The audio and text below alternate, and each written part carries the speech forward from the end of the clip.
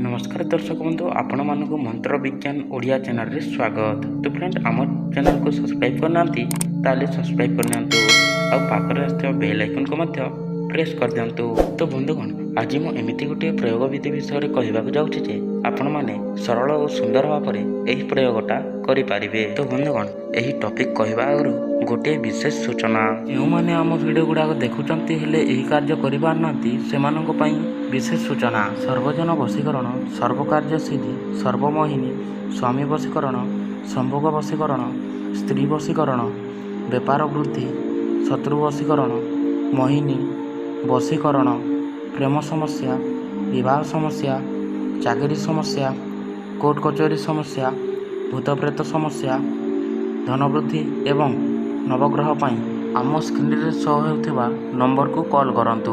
लाजकोली लता माने तो समस्ते जानी थे। लाजकोली गछर फूल को छिंडई आनिबे ओ पूजाघर स्थली रे रखिबे। सही लाजकोली लतार फूल को धूप दीप ओ अरुआ चाउल सहित पूजा करिवे एवं ता सहित स्क्रीन रे शो होता मंत्र को 21 थर जप करिवे। एही जप कर सारला परे आर दिन सकाले न गाधेइके आपणक देहर मली काढ़ाक पड़ो। सही मली काढ़ी सारला परे आपण से जप करा जाइतिबा लाजकोली लतार फूल सहित मिसई दियंतु। सही मली को मिसई सारला परे ओम हिलिंग फट फट नमः यही मंत्र को 7 थर उच्चारण करंतु।